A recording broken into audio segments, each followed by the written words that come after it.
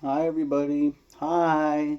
Welcome back to the channel. Another day, another top 10. Um, let's do this. Let's get it popping. It's another top 10. It's the top 10 '60s films. And this one was even easier than the '70s. And I'm gonna be doing all the years eventually. I don't think I've seen enough of like the '20s and the '30s and the '40s, the '50s. I don't know. So I'll look around. I'll peruse. Um, I don't know if I'll go as far back as like the. I guess it was in the '20s and like the 1910s and whatever. Aren't those like silent films? Let's do '60s. Number 10 is The Magnificent Seven. Fantastic film. The what is it called? Samurai. What is it? Seven Samurai. The Magnificent Seven is a remake of Seven Samurai set in the West, and that's a really good idea for a remake. If you want to remake a film, like you're just taking an idea from something else and just putting on a mask of something completely different. It really does feel like a completely different film, completely different. And while I prefer Seven Samurai, Magnificent Seven is a wonderful remake. I do like the remake of the remake as well. I think there was another one too. I don't know. I don't care. That's the Magnificent Seven. Number nine is The Parent Trap. Yes, Disney's classic. Not the Lindsay Lohan one because we're talking about the '60s. Let's get together. Yeah, yeah, yeah. It's fine, right? The fact that it goes above Magnificent Seven is crazy. I prefer the remake. Um, that's pretty crazy. Night of the Living Dead is number eight. Number eight, Night of the Living Dead. They're coming to get you, Barbara. That's a classic. You know, started the zombie genre, I believe. Right? It wasn't it. Night of the Living Dead was the very first one. Um, I could have sworn Night of the Living Dead. Night of the Living Dead is 68. Oh yeah, we're doing the '60s. That's right. Yeah. Why was I thinking '70s for a second? Um, that's crazy. What the fuck is this?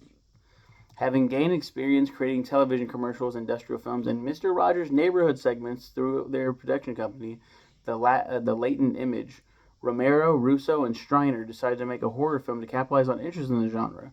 The script primarily drew inspiration from Richard Matheson's 1954 novel I Am Legend. Wow, and that's crazy. That's an amazing film. Um, Number seven is The Sword and the Stone. It's crazy that this ranks so high because I do not like this film. I believe I talked about it before.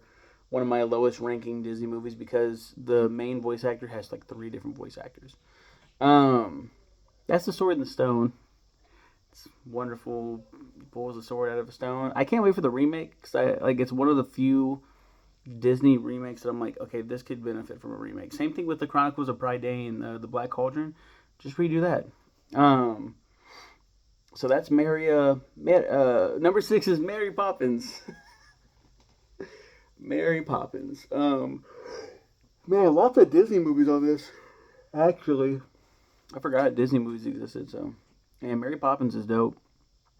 Nice blend of non-animated and animated segments. Wonderful. Supercalifragilisticexpialidocious.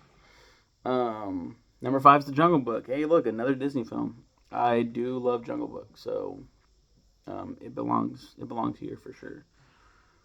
Number four is The Great Escape. Boy, oh boy, oh my god, I do have some shit to say about this one because I haven't seen The Great Escape in years. I can't review it fairly because I haven't seen it since I was like in middle school. I got The Great Escape on Xbox, the OG Xbox, back when I actually liked Xbox, and I played through this wonderfully immersive game. It felt like the Warriors very much. Like I played a game based on an old movie, and it's crazy. Like you're playing as Steve McQueen. Okay, now you're playing as the tunneler. And I'm like, I'm really like captivated by this story. And I think my mom was like super proud that I'm like, what you're doing what now? And I was like, I really want to play. I really want to play, or really want to see the film. So I watched the film, and when it comes to the endings are drastically different. So I was like, wait, what? This isn't how it's supposed to be. I was like shocked. That's all I got to say about that one, really. Number 3, Doctor Strangelove, or How I Learned to Stop Worrying and Love the Bomb. Is that what it's called? How I learned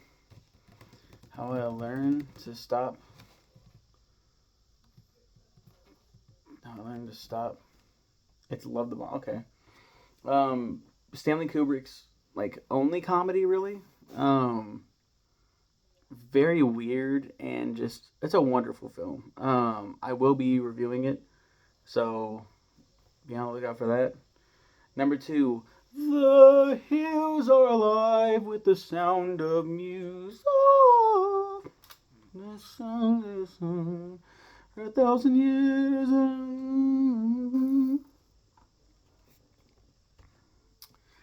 Raindrops on roses and whiskers on kittens. Love The Sound of Music. I love that fucking movie. Holy shit. That's a wonderful film. Oh my god, that's a great number 2. Man, that's almost number 1 for me, but I guess the number 1 is The Good, the Bad, and the Ugly. Ain't that like the sequel? There's like a trilogy, and they're loosely related. The Good, the Bad, and the Ugly. El Bueno, El Bruto, El Cattivo. Literally the good, the ugly, the bad.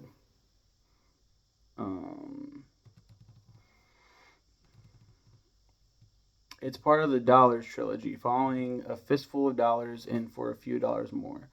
And I could have sworn he's Blondie. So the man with no name, Clint Eastwood, in A Fistful of Dollars. Is Clint Eastwood in this one too? In his first leading role, he plays Joe, the man with no name. So this is the trilogy. That's crazy. That's pretty crazy. So Good, Bad, and the Ugly is it's like a sequel. Really? I don't know. I just love that film. The Good, the Bad, and the Ugly. Wonderful film. You guys have a good one. I'm gonna end right now. Bye. What's your favorite film from the '60s?